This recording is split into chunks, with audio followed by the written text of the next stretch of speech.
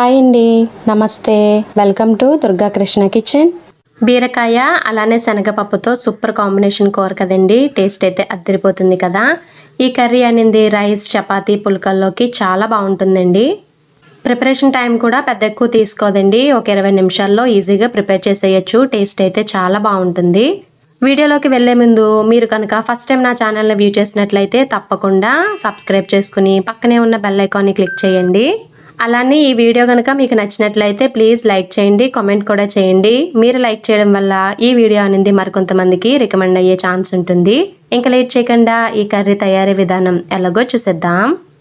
Pan పెట్టి heat అయిన తర్వాత ఆయిల్ యాడ్ చేసుకుని దానిలోకి బాగా దంచిన వెల్లుల్లి ఒక 5 వరకు యాడ్ చేసుకోండి. ఒక 2 పచ్చిమిర్చి వరకు కట్ చేసుకుని వేసుకోవాలి. అలాగే కొంచెం కరివేపాకు కూడా వేసుకుని మంచిగా ఫ్రై చేసుకోవాలి. ఇలా వెల్లుల్లి వేయడం వల్ల కర్రీ అనేది మంచి టేస్ట్ ఉంటుందండి, చాలా బాగుంటుంది.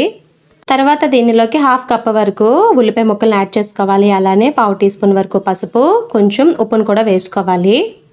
ఉల్లిపాయ ముక్కల్లో ఇలాగా ఉప్పు వేయడం వల్ల ఏంటంటే మనకి త్వరగా వేగిపోతాయండి ఉల్లిపాయ ముక్కలు. ఒకసారి మొత్తం బాగా కలుపుకుని మూత పెట్టుకుని మగ్గించుకోవాలి. ఉల్లిపాయలు కొంచెం సగం వరకు బాగా వేగిపోయిన తర్వాత దానిలోకి గంట ముందు నానబెట్టుకున్న పచ్చిశనగపప్పును కూడా యాడ్ చేసుకోవాలి. కేజీ బీరకాయలకు 1 కప్పు శనగపప్పు అనేది పర్ఫెక్ట్ కొలతండి. అదే మీరు 1/2 కేజీ తీసుకుంటే 1/2 కప్పు శనగపప్పు తీసుకోండి, సరిపోతుంది. పప్పు యాడ్ చేసిన తర్వాత ఒకసారి మొత్తం బాగా కలుపుకుని మూత పెట్టుకుని మగ్గించుకోవాలి. ఉల్లిపాయ ముక్కలతో పప్పుని ఇలా ఫ్రై చేయడం వల్ల కర్రీ టేస్ట్ అనేది చాలా బాగుంటుంది. ఒక 5 నిమిషాల పాటైనా ఫ్రై చేసుకోవాలి. చెక్ చేసుకున్న ప్రతిసారి మూత పెట్టుకుని మగ్గించేసుకోవాలి. ఇలా బాగా ఫ్రై అయిన తర్వాత దానిలోకి కట్ చేసి పెట్టుకున్న బీరకాయ ముక్కలను కూడా యాడ్ చేసుకోవాలి.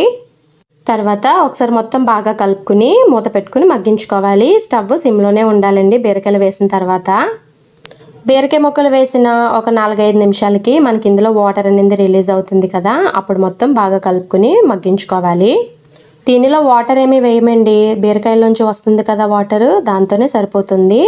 ఇలా లైట్గా వాటర్ ఉన్నప్పుడు దానిలోకి టేస్ట్కి తగ్గట్టుగా కారాన్ని కూడా యాడ్ చేసుకోవాలి.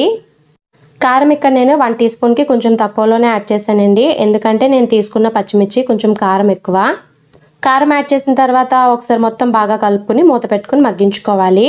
ఇలా ఆయిల్ సపరేట్ అయ్యేంత వరకు ఫ్రై అయిన తర్వాత దానిలోకి 1 స్పూన్ వరకు గరం మసాలా పౌడర్ని కూడా యాడ్ చేసుకుని ఒకసారి మొత్తం బాగా కలుపుకుని దానిలోకి 1/2 కప్పు వరకు పచ్చిపాలను యాడ్ చేసుకోవాలి.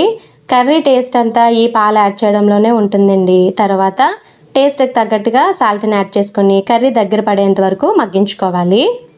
ఆల్రెడీ ఉల్లిపాయల్లో సాల్ట్ వేసుకున్నాం కదండి, చూసుకుని వేసుకోవాలి. ఇలా కర్రీ బాగా దగ్గర పడిన తర్వాత దించే ముందు కొద్దిగా కొత్తిమీరని కూడా యాడ్ చేసుకుని ఒకసారి మొత్తం బాగా కలుపుకుని మూత పెట్టుకుని స్టవ్ ఆఫ్ చేసుకోవాలి. ఒక 5 నిమిషాలు పక్కన పెట్టేసుకోవాలి. అంతేనండి, రెడీ అయిపోయింది ఎంతో టేస్టీగా ఉండే శనగపప్పు బీరకాయ కర్రీ. టేస్ట్ అయితే చాలా బాగుంటుందండి. ఒకసారి మీరు తప్పకుండా ట్రై చేయండి.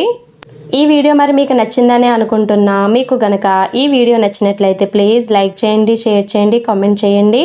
కొత్తగా ఛానల్ని వ్యూ చేసే వాళ్ళు సబ్స్క్రైబ్ చేసుకుని పక్కనే ఉన్న బెల్ ఐకాన్ని కనుక క్లిక్ చేసినట్లయితే నా వీడియోస్ని మీరు రెగ్యులర్గా ఫాలో అవ్వచ్చు.